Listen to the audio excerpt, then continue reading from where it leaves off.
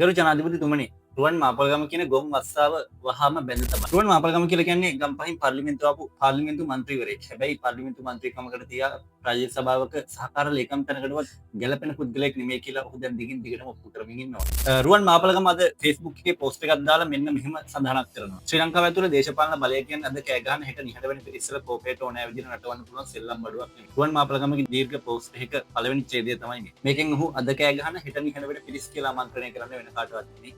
ඔයාට මට ඇතුළු මේ ලංකාවේ අවුරුදු 16ක දැරියෙක්ගේ යුක්තිය වෙනුවෙන් කඩනගන මිනිස්සු. ඒ කියන්නේ ලංකාවේ යුක්තිය ඉල්ලා සටන් කරන මිනිස්සු අද කෑ ගහන හෙට නිහඬ වෙන තැනට සීමා කරන්න රුවන් මාපල්ගම මන්ත්‍රීවරයා කටයුතු කරලා තියෙනවා. ඒ විතරක් නෙමෙයි ඔහුගේ මුළු පෝස්ට් පුරාවටම තියෙන්නේ ලංකාවේ මේ දවස්වල යුක්තිය පතා සටන් කරන මිනිස්සු, යුක්තිය පතා සටන් කරන නීතිඥවරු, ඒ වගේ යුක්තිය ඉල්ලා සිටින දැරියකගේ වේදනාව සහ තමච්චලට අරගනිමින් සඳහන් කරපු පෝස්ටුවක්. සාමාන්‍යයෙන් අපි දන්නවා කවුරු හරි මිනිස්සෙක් කාණ්ඩුවට එරෙහිව යම් අදහසක් ප්‍රකාශ කරනකොට එහෙම නැත්නම් රාජ්‍යයට එරෙහිව යම් අදහසක් ප්‍රකාශ කරන එහෙම නැත්නම් යුක්තිය උදෙසා හෝ ප්‍රජාතන්ත්‍රවාදය උදෙසා යම් අදහසක් පළ කිරීම කියලා කියන්නේ ඒක තමයි මේ රටේ මිනිස්සුන්ට ආණ්ඩු ක්‍රම ව්‍යවස්ථාවෙම ලබා දීලා තියෙන නිදහස. ඒක ප්‍රජාතන්ත්‍රවාදය කියලා කියන්නේ ඒකේ පිළිඹුවක්. ඒ කියන්නේ මිනිස්සුන්ට ආණ්ඩුවට එරෙහිව අදහස් ප්‍රකාශ කරන්න ආණ්ඩුවෙන් යම් දේවල් ඉල්ලා සිටින තියෙන අයිතිය තමයි ලංකාවේ ප්‍රජාතන්ත්‍රවාදයේ අයිතිය කියලා කියන්නේ. හැබැයි මේ අයිතිය සම්බන්ධයෙන් සටන් කරන මිනිස්සුන්ට තමයි මේ මාපලගම මන්ත්‍රීවරයා මේ කෝචෝක් කරමින් විහිළු කරමින් Facebook එකේ කතා කරන්නේ. අපි හැමෝම දන්නවා මේ පල්ලේගම හේමරතන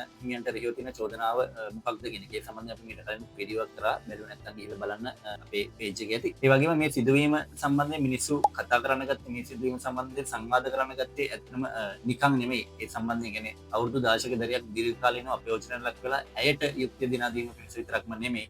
එතනින් එහාට ගිහිල්ලා ලංකාවේ සිවුරට මුවා වෙලා කරන මේ අපයෝජන සහ අපරාධ සම්බන්ධයෙන් කතිකාවක්. ඉතින් මේ රුවන් මාපලගම මන්ත්‍රීවරයා විසින් මේ Facebook එකේ සටහන කියන්නේ ආයතන රාජ්‍ය ආයතන ටික වැඩ කරන උඹලා කටවහගෙන ඉඳපන් වගේ එකක්. ඒ කියන්නේ ඒකට අපිට අහන්න තියෙන ප්‍රශ්නේ තමයි රුවන් මාපලගම ප්‍රජාතන්ත්‍රවාදී කියලා කියන්නේ මේකටද? නැත්නම් ඔයගොල්ලෝ ඡන්ද ඉල්ලන කලින් කියපු ප්‍රජාතන්ත්‍රවාදී කියලා කියන්නේ මේකටද? මිනිස්සෙක් දරුවෙක් අපයෝජනයට ලක් වෙලා ඒ ඉල්ලා සිටීම ඔයගොල්ලන්ට පේන්නේ කෑ ගහනවා වගේද? එහෙම නැත්නම් අද කෑ ගහලා හෙට නිහඬ වෙන පිරිස් වගේද?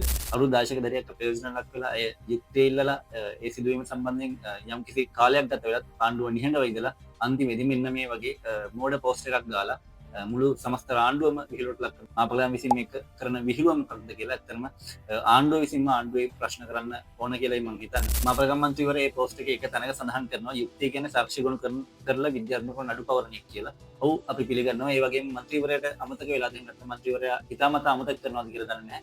කවුරුත් නීත්‍යානුකූලව නොවන විදිහකට යුක්තිය ඉල්ලලා සටන් කිරීමක් කරන්නේ. හැමෝම නීත්‍යානුකූලව කටයුතු කරන්න, නීත්‍යානුකූලව දඬුවම් දෙන්න, නීත්‍යානුකූලව ඇයට යුක්තිය ලබා දෙන්න කියන එක තමයි මේ දිගින් දිගටම ආණ්ඩුවෙන් වගේම රාජ්‍යයෙන් ඉල්ලා සිටියේ. ඒ වගේම අය තමන් පාපෝච්චාරණය කළ තමන්ට සිද්ධ වෙච්ච අපරාධය සම්බන්ධයෙන් දිගින් දිගටම හඬනගන්නේ, පෙනී සිටින්නේ නීත්‍යානුකූලව තමන්ට යුක්තිය දිනා ගැනීම පිණිස කියලා මේ මන්ත්‍රීවරයාට අමතක වෙලාද කියලා දන්නේ නැහැ.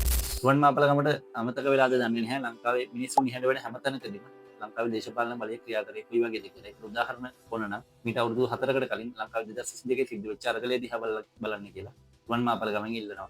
ඒ අරගලය පැන නැගුණේ නිකන් ඒකට හේතු තිබ්බා, ඒකට පසුබිමක් තිබ්බා. ඒක උනේ නිකන් නෙමෙයි. ඔයගොල්ලෝ හිතනවා වගේ මිනිස්සු නිහඬව හිටියනම් ඒ වගේ දෙයක් සිද්ධ වෙනවා.